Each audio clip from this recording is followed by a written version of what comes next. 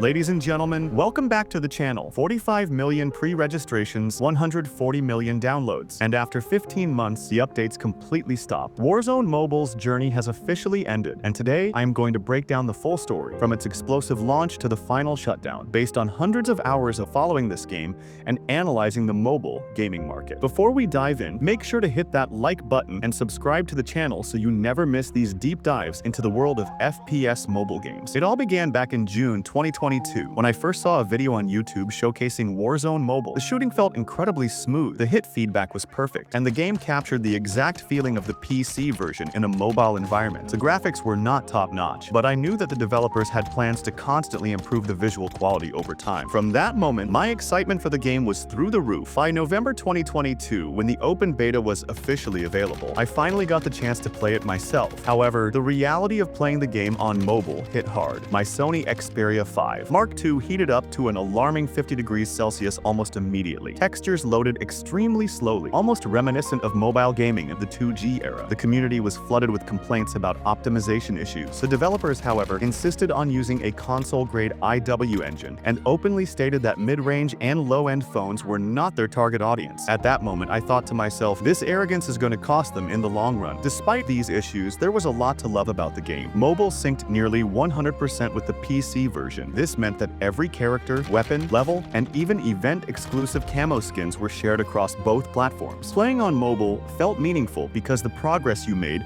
carried over to the PC game. The gunplay, the lighting, and the art direction from the IW development team were incredibly well executed. However, the flaws could not be ignored. Poor optimization, minimal live service support, and extremely high hardware requirements for mid to low-end devices were serious problems that limited the player base. Fast forward to the public launch on March 22, 2024. Even on my high-end Sony Xperia 5 Mark II, frame rates dropped dramatically from 60 frames per second to just 30 frames per second when playing on the highest settings. The console-grade physics engine pushed the device to its limits, effectively making the phone extremely hot and uncomfortable to hold. Mid-range devices experienced even worse performance. At this time, maps from the PC version updated very slowly, sometimes taking months to release, and loot boxes reached absurd prices, with some of the most valuable boxes costing up to 14,800 CP. Many players only purchased these expensive boxes to collect exclusive event skins. During the COD D20 era, mobile finally started to improve. Mid-range devices could handle the game more reliably, and high-end devices could run the game smoothly. Mobile became a functional tool to level up characters and weapons on the PC version, and mobile-exclusive events allowed players to unlock rare skins and earn in-game currency. However, the developers then introduced a streaming-based texture system. This meant that instead of downloading all the high-resolution textures at once, textures would load gradually as you played. While this system sounded promising on paper, mid to low-end devices were unable to keep up, and the visual improvements were very limited in practice. By October 2024, during the COD era, mobile lost nearly all of its unique features. The professional library was removed, event camo synchronization became slow, high-tier weapon levels were locked behind extremely slow systems, and mobile's usefulness for PC players dropped significantly. Optimization continued to fluctuate, forcing many players to restart their progress multiple times. Eventually, as PC players returned to the main game